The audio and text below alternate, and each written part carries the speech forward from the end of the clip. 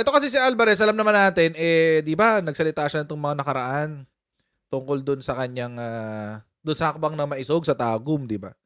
At, inudyukan niya kasi ang ating militar na kumalas, na talikuran ang, kanilang commander-in-chief.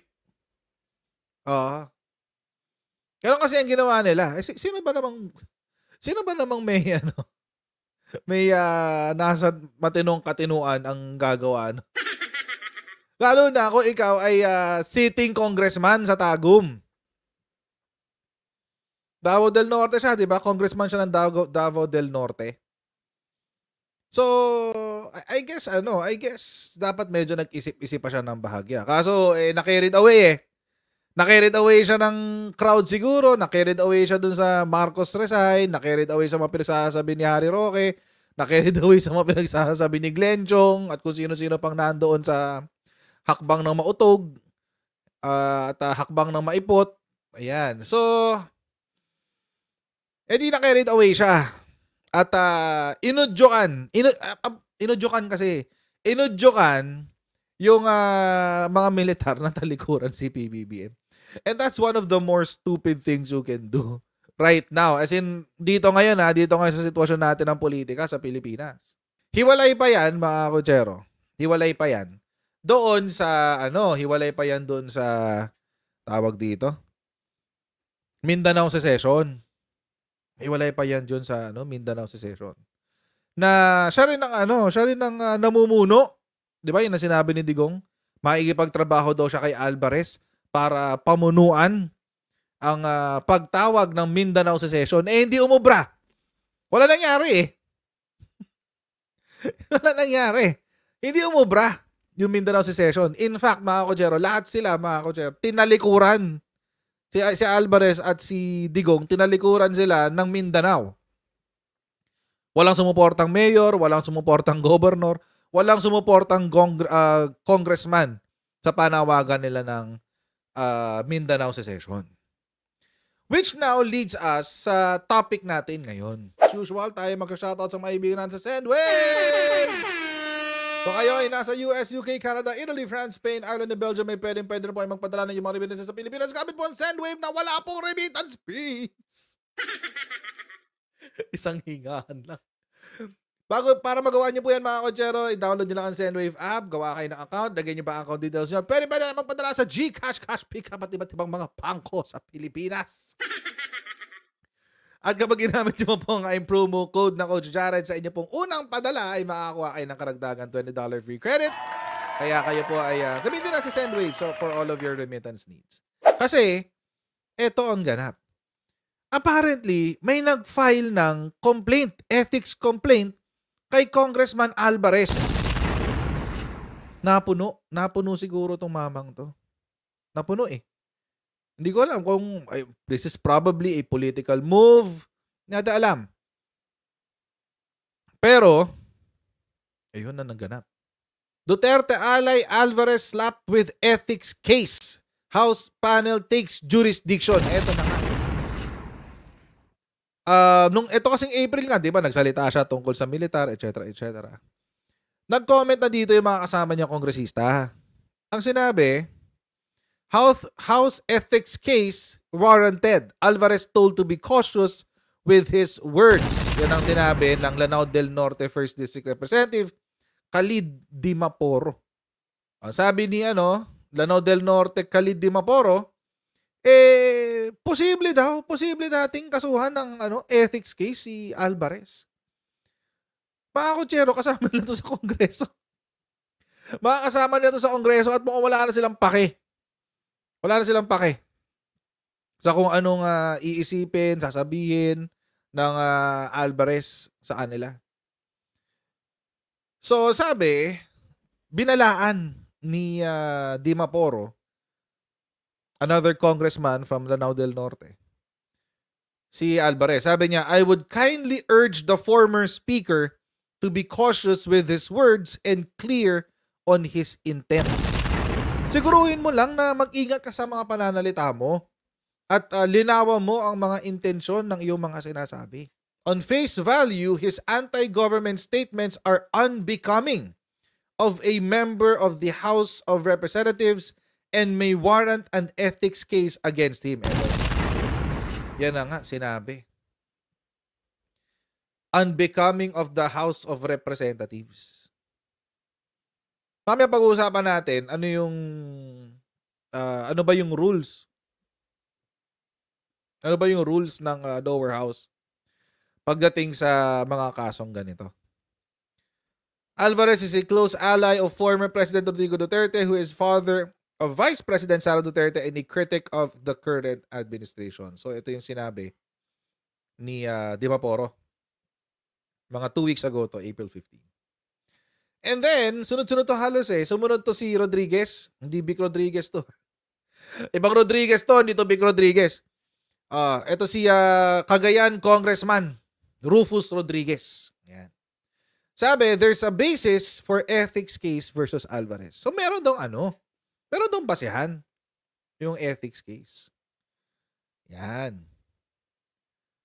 Sabi ni Rodriguez, a legal luminary in the House. Wow! Ganda ng title Legal luminary.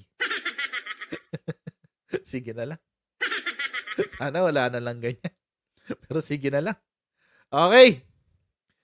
Rodriguez opined that it was uncalled for to hear Alvarez appeal to the Armed Forces of the Philippines to withdraw its support from President Marcos. Totoo naman. Totoo nga naman. Bakit mo hihilingin o bakit mo hindi naman didiktahan o bakit mo bibigyan ng ideya ang ating militar na mag-aklas laban sa kanilang commander-in-chief? 'Di ba? Bakit mo kukumbinsihin ng ating militar na guluhin ang sistema ng bansa? May maayos tayong sistema ngayon Hindi ba? Maganda ho ang sistema ngayon kumpara nung panahon ni Digong.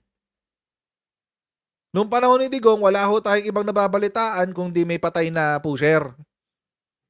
Ngayon, may nababalitaan tayo magaganda. 1.7 trillion na investment, sinabi kahapon ni PBBM. Bumababa ang inflation, bumabagal pala ang inflation, dumadami ang trabaho sa Pilipinas, etc., etc.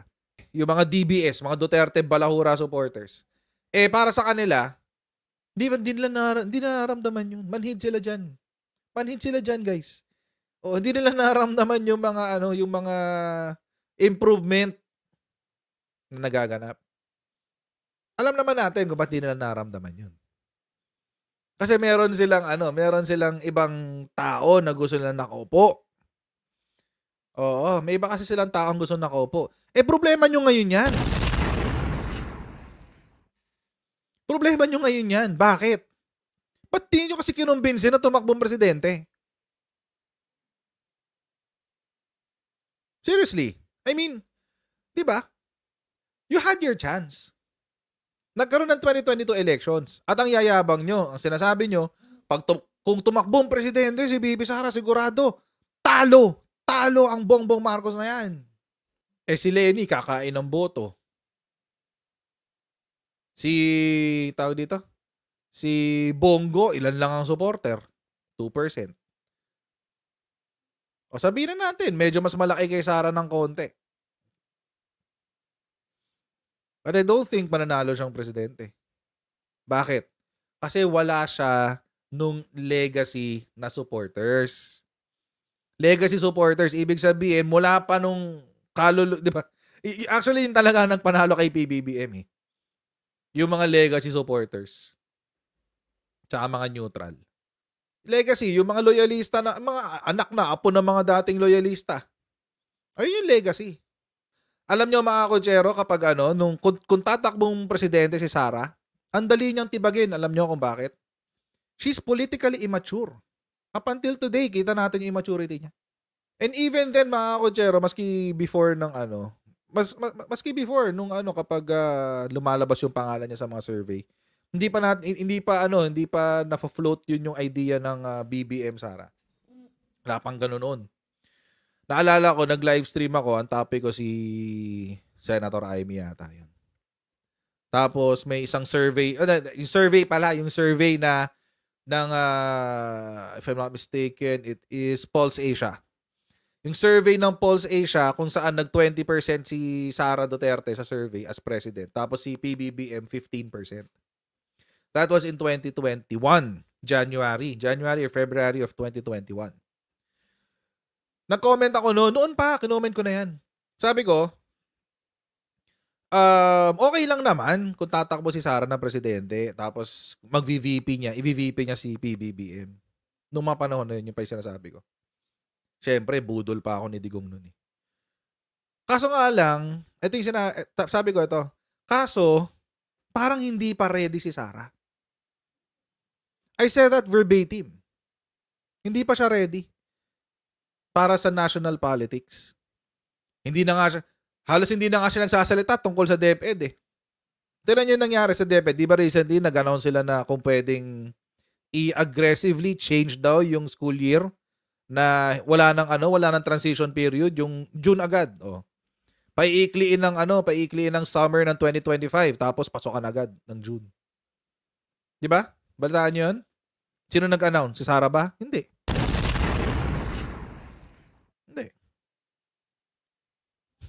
Mga tao niya. So mga Kojero, up until today, she is still not ready to take the presidency. And if you want to argue that with me, wala problema. You can argue that na ready siya for presidency. Pero anong basis? Naging mayor siya ng Davao City? Okay. Pero unlike her father, hindi katulad ng tatay niya, wala siyang puhunan na 20 years or 30 years worth of local chief executive experience. Kaya natin nabanggit yan kasi nga may mga taong nagsasabi na dapat may mga taong gusto nang i-destabilize yung bansa at i-install na si Sara Duterte bilang presidente ng Pilipinas. Kaya may ganitong panawagan etong si Alvarez. Gusto nilang gawin yung GMA playbook. Kung ano yung ginawa ni GMA dati, yun ang uulitin nila ngayon. Yun ang uulitin nila ngayon. 'Di ba nung panahon nung presidente si Erap, ano nangyari? Siniraan si Erap. Tapos nung siniraan, ginawan pa ng tawag dito. Ginawan pa siya ng Erap jokes. So yung mga nangyayari na yon, mga Kochero, it is meant to undermine. Oo, ang goal noon ay palabasin na incompetent yung presidente. Walang kakayanan, hindi marunong. Kung hindi lang nag-resign si Erap, hindi siya bababa. Pero napuwersa siyang mag-resign. Alam niyo kung bakit? Kaya siya nabilitang bumaba kasi bumaliktad na yung kanyang chief of staff. Dito sa mga nangyayari ngayon, makikita niyo yung fingerprint ng mga gawa-gawain doon sa panahon ni GMA. Matagal nang sinasabi ni Maharlika yung drugs na yan. Di ba matagal na yan? 2022 pa ho yan, mga Kochero. 2022 pa. Matagal na niya sinasabi yan, walang pumipick up, di ba? Walang pumapansin. Hindi siya lumaki. Lumaki lang siya, mga Kochero, nung bumaliktad na yung mga DDS. Doon lang lumaki yan. Dahil hindi pinagbigyan sa confidential funds, ang pinalabas nila pinag-iinitan si Sara. To some degree, I would agree doon sa punto na 'yon. Na baka pinag-initan. Obvious naman. Pinag-initan naman talaga. Pero mga Kochero, ang hindi ko in-expect is they would take it this far. Wala namang problema batikusin nyo, sabihin nyo, pinag-iinitan, etc. Walang problema dun. Pero to call for a destabilization, parang hindi yata maganda yon. 'Di ba? Sinong unang nakaamoy niyan? Si General Browner. Si General Browner ang unang nakaamoy niyan. Sinabihan niya yung mga tao sa parang graduation rites yata 'yon ng AFP. Anong sinabi? Huwag kayong sasama sa mga destabilization attempts. O yun, sumabog. Meron daw mga miyembro ng military na kinakausap ng mga retired na miyembro ng kanilang hanay. Naglabasan si yung general tsaka si captain. Sabi kailangan daw mag-resign na si Bongbong Marcos. Hindi naman malinaw kung bakit nila gusto pag-resignin. Base lang 'yun sa chismis ni Marloca. Nagbase lang 'yun sila sa chismis ni Marloca. 'Yun lang. Walang ibang basis 'yun, mga kotsero. Ang basis noon yung chismis ni Marloca. Kasi sinasabi pa niya, binabanggit niya simula 2022. Parang may na to, parang may timeline na ako nito. Pumasok ang November, pumasok ang December. November, December, nagkaroon na ng hearing sa SMNI. Doon na sinalsal yung issue ng pulburon. Doon na yon. Syempre, meron kang, during that time, may franchise pa sila eh. At during that time, medyo malakas pa sila sa YouTube, sa Facebook. Ngayon, hindi na eh. Konti-konti na nga nanonood sa SMNI eh. But anyway, during that time, medyo malakas pa yung SMNI. Yun ang lagi nilang binobroadcast. Kasama yan. Kasama binobroadcast nila. Tapos yung LCAB nila, etc. etc. Yun ang laging topic. So syempre ngayon magkakaroon ng national interest kasi binroadcast sa sa TV. Normal naman 'yun. It happens. Tapos sinalsal pa nung mga Duterte Balahura vloggers, 'di ba? Actually, naalala ko pa 'yan eh. Yung time na ni-reveal nila yung issue, 'di ba? Sila, 4 silang nagla-livestream noon. Magkasama sa isang livestream, 4 sila. 'Yon, doon 'yon. Mga around December na 'yon, mga 2nd or 3rd week na ng December. Magki-Christmas na 'yun eh. So, ang nangyari, tuloy-tuloy na siya up until today. Natigil siya ng konti natigil sila ng konti nitong tawag dito, nitong January. Pinick up uli nila doon. Nag-organize sila yung hakbang ng mautog. Yun na yun. Tuloy-tuloy na yun. Tapos nagkaroon na ng iba't ibang hakbang ng mautog. Hakbang na maipot. And doon na ngayon, may panawagan na sila para talikuran ng Commander-in-Chief. May panawagan na sila sa mga military na na talikuran ng Commander-in-Chief nila. Ito yung flow nung plano nila na gayahin yung GMA Doctrine. Ang tawag doon GMA Doctrine eh. Kasi may decision po sa Supreme Court tungkol dyan. Kaya siya naging GMA Doctrine. May decision po sa Supreme Court. Nag-file kasi ng kaso itong si ERAP para makabalik siya sa posisyon. Ngayon, sa desisyon na yon, mga kotsero, sinabi po ng kumbaga, kinuwento ng Supreme Court yung logic kung bakit hindi siya pwede makabalik. At ang isa doon, mga kotsero, ay dahil nag-resign siya. Nag-resign siya dahil sa military na tumalikod sa kanya. Yun po yung GMA Doctrine ng Supreme Court. Kaya ngayon, mga kotsero, pinipilit nila na tumalikod ang military. By any means necessary. Kasi yun lang naman ang pwedeng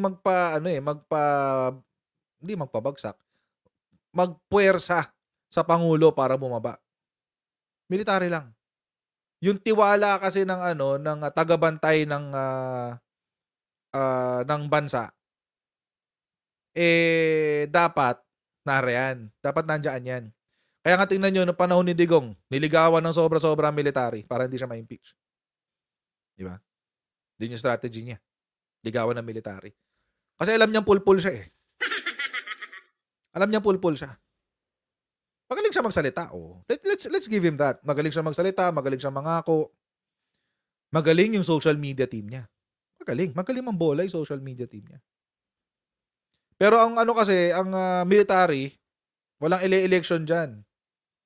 Ang mandato kasi ng military protektahan ang estado, hindi ang gobyerno. So, ganun ang gusto nilang gawin ngayon. Gusto nila, una, ito ang strategy ito ang unang strategy. Una, majority ng Pilipino magalit sa Pangulo. Yan ang una. Unang-una yan. Yan ang pinakauna nilang gustong gawin. Majority ng Pilipino magalit sa Pangulo. Yan ang unang-unang goal. Kasi, kapag nagalit ang Pilipino sa presidente, mas madaling kumbinsihin ang military. Yan ang totoo dyan. Pero kasing bagay na hindi nila naisama sa equation. Kung nakakalimutan nyo na sa GMA doctrine o doon sa pinagagawa ni GMA playbook, GMA strategy, whatever we want to call it, meron pong isang factor doon na hindi existing na ngayon ay nag-e-exist na. Noon walang social media. Ngayon meron na.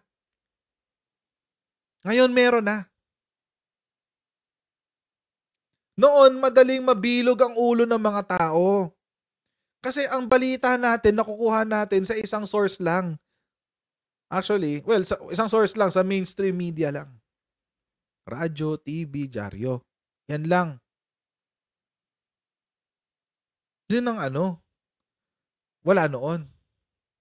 Kung meron mang magsasabi ng isang kasinungalingan tungkol sa presidente, kung hindi man maraming sasagot doon sa kasinungalingan yun, at least may isa sa social media. Expect that. So ngayon, yun ang hindi na factor sa equation. Kaya siguro itong si Alvarez, gigil na gigil.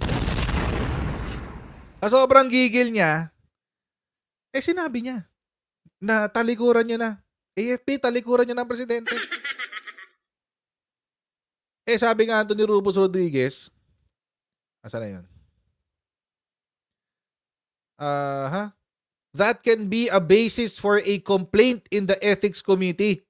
So we will have the ethics committee decide based on the evaluation of the matter. So yun yung mga sinabi ng mga kasama niyang kongresista. Pero puntahan ngayon natin yung actual na nangyari. Ano yung final na kaso sa ethics committee? Basahin natin. Ang nag-file ng kaso sa ethics committee ay ang mayor ng Tagum. Si Mayor Ray T. Uy ng Tagum City. Siya yung nag-file ng kaso. Basically, the Committee on Ethics and Privileges has already acquired jurisdiction over the case, considering that the committee was able to determine the sufficiency of its form and content of the sworn complaint affidavit filed by Mayor Ray T. Uy of Tagum City. So, sufficient daw in form and content. Ibig sabihin, pasok sa banga. Sa saltang kalsada, pasok sa banga. Yun ang sinabi ng ating ethics committee. Sabi, Bongalon is a vice chairman of the committee which held a Zoom meeting Thursday to discuss whether or not the Uy complaint is worthy of further deliberation. Sabi, the complaint alleges circumstances that constitute disorderly behavior and violation of the Code of Conduct of the House of Representatives, also of a different law like the Revised Penal Code. Ayun. Mukhang i-consider nila dito yung inciting to sedition. Yun lang kasi ang pasok sa Revised Penal Code. Di ba napag-usapan na natin yan before? Sedition, malabo. Malabo ho yung sedition. Bakit malabo ho yung sedition? Kasi kailangan ho kasi doon ng violence.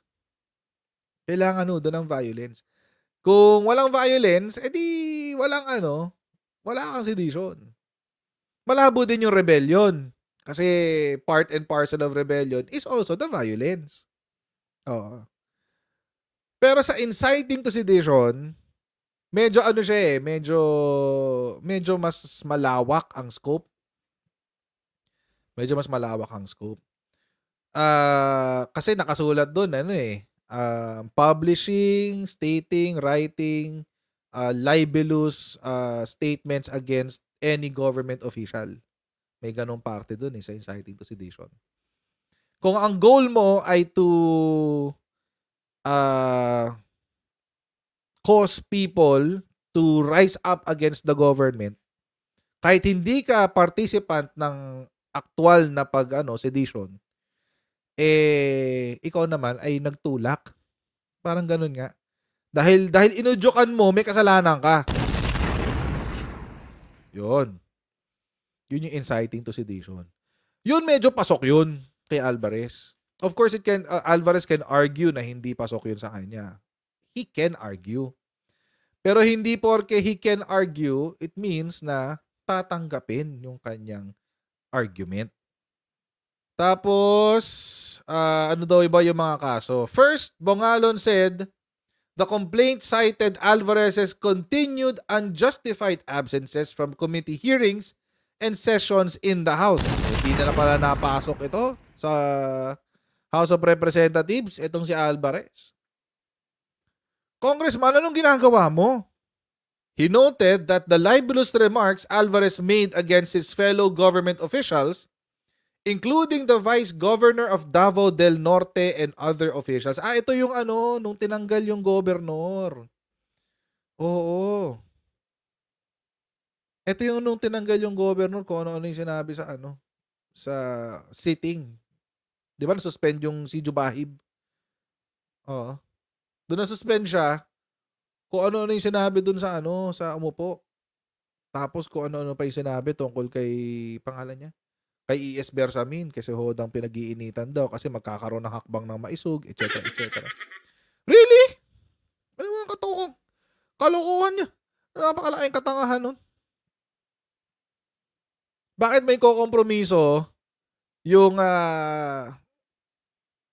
4-5 years remaining in the term of PBBM para sa isang event na isang araw lang naman? Parang yung sinasabi ko rin dun sa sa Bustos, nung nag-commentary tayo tungkol sa Bustos, di ba?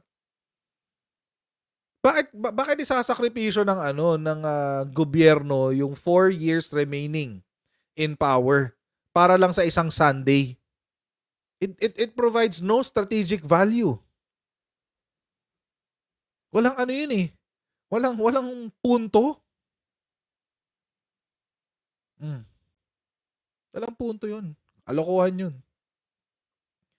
And number 3, which is the very strong allegation, is the seditious remarks made by Congressman Alvarez during the rally that transpired this month of April. Ito na nga.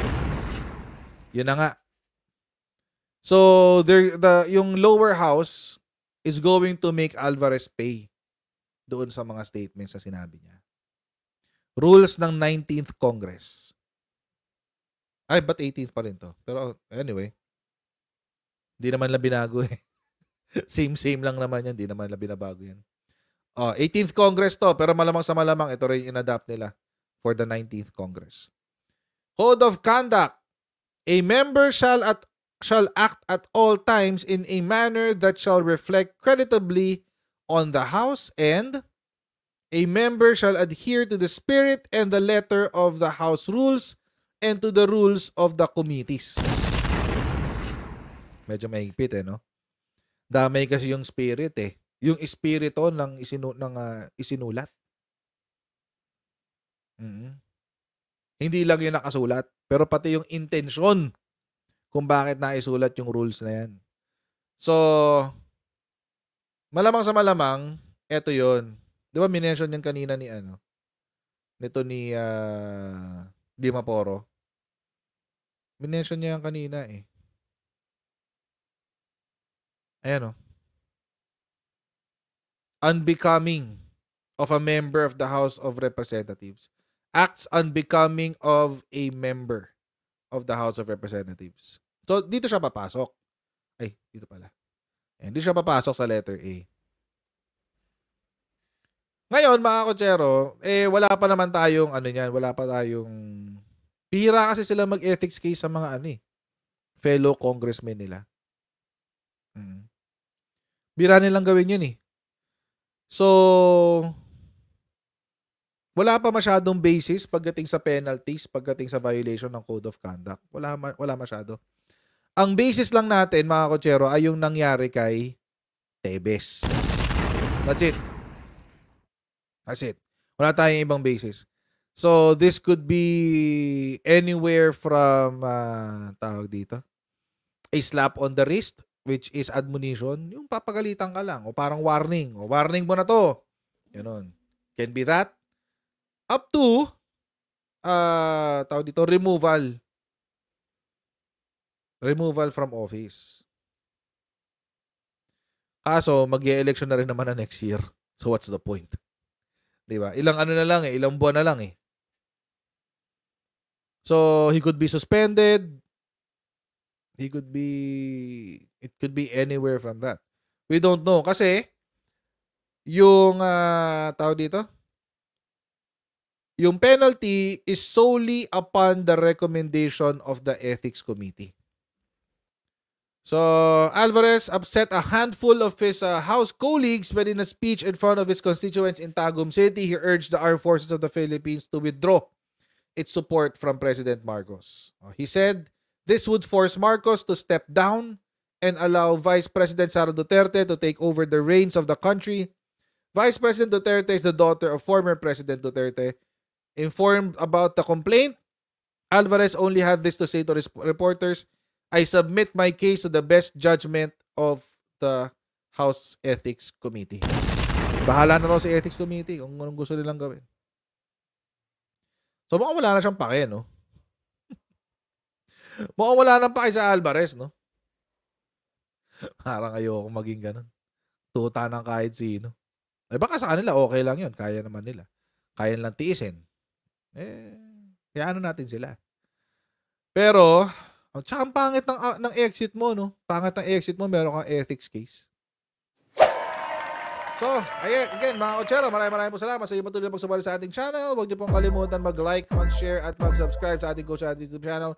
And paki-follow na rin po tayo sa ating Facebook page na Coach Jared, and I'll see all of you in our next Coach Jared Live. God bless you and see you next time, guys. Bye!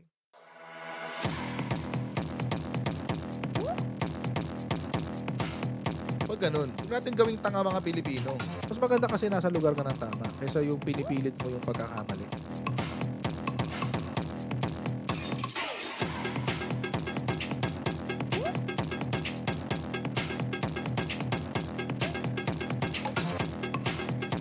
Are they willing to go that far? Hindi makakalimutan ng Pilipino yan hanggat di nasasagot niya. Sino ngayon nagsasabi ng totoo?